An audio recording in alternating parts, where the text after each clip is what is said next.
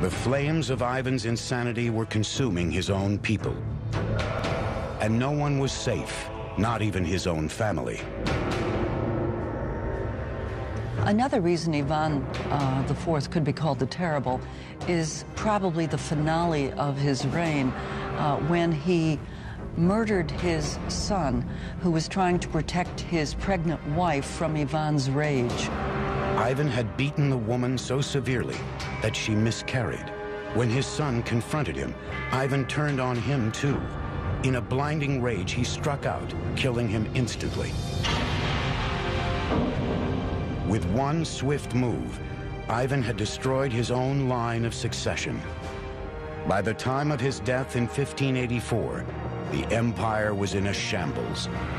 Soon after Ivan came the decade-long so-called time of troubles. A civil war combined with a war of foreign intervention. In the course of that, Muscovy, Russia, came very close to losing its independence.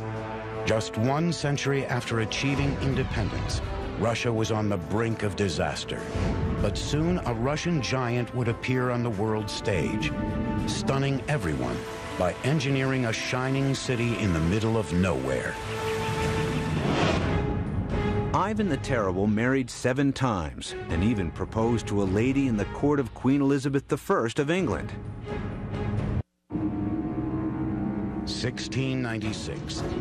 A new Tsar comes to power with a revolutionary plan to pick up where Ivan the Terrible left off and transform his backward nation into a modern empire. His name is Peter the Great. Peter the Great was an absolutely unique person. A giant, both physically, 6.5 feet tall, as well as in terms of personality. He disregarded convention and tradition.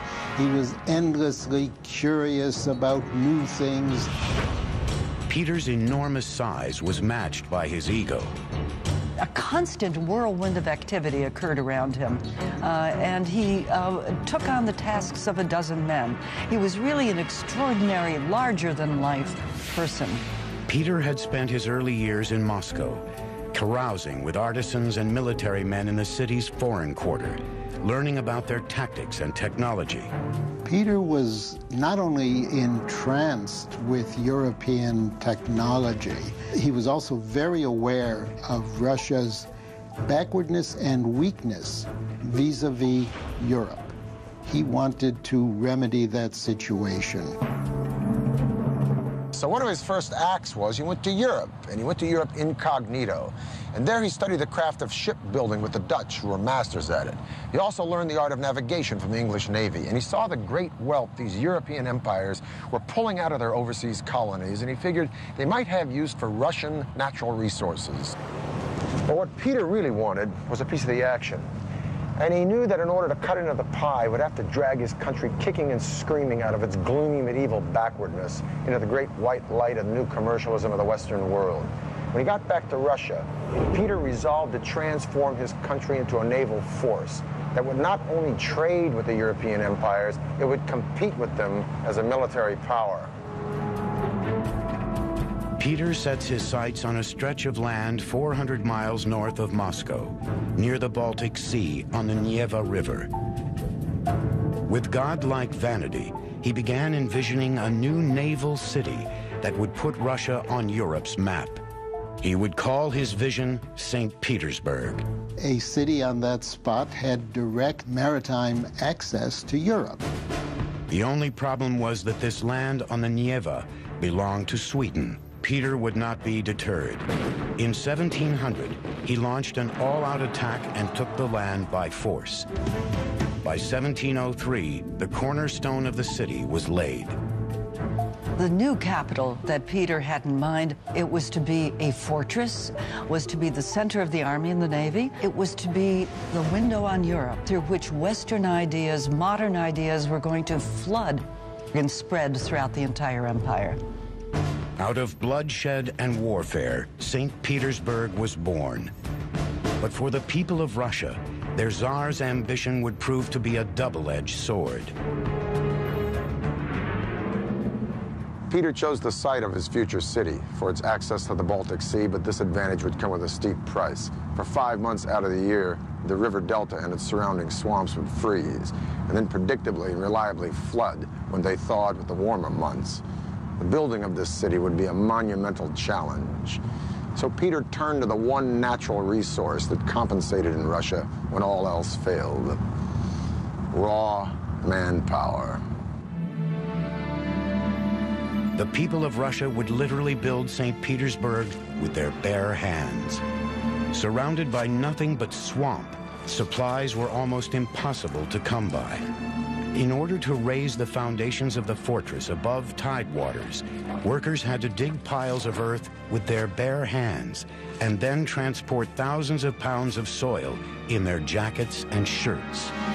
Everything had to be imported.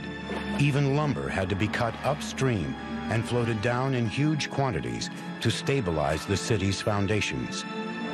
There's no bedrock there, so that any large structure had to be built on pilings. To do this, engineers designed a pulley system to drive thousands of piles into the soft earth. You raise the head, and they would drop it, and that would drive the pile into the ground. And this was repeated tens of thousands of times in Petersburg. Within 5 months, thousands and thousands of laborers had erected the hexagonal walls and the timber bastions of this fortress you see behind me. At night, they'd come home to their camps freezing and tired and hungry, and just as they had come by the thousands, so they would die by the thousands from disease, from the flooding, and from exhaustion.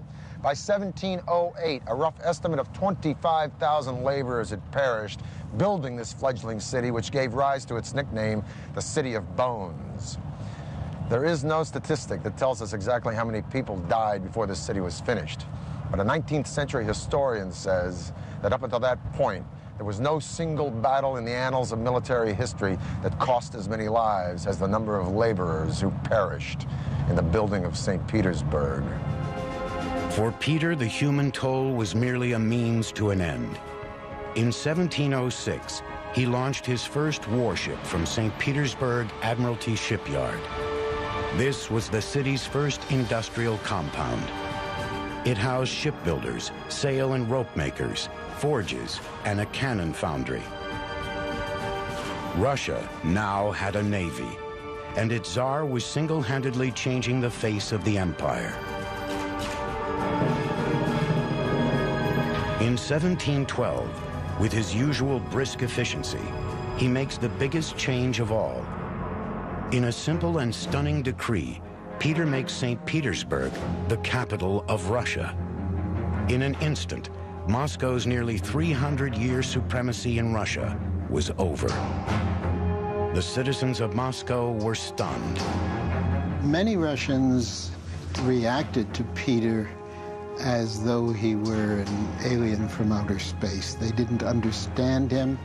He imposed his strange ideas on his country, using the full force of an autocratic and absolute monarch, which he inherited from his predecessors, but he knew very well how to use it to get his will. His vision to revolutionize Russia was the thing that drove him throughout his life.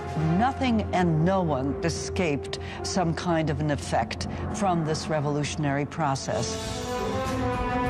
Peter had spared no expense to create a city from scratch.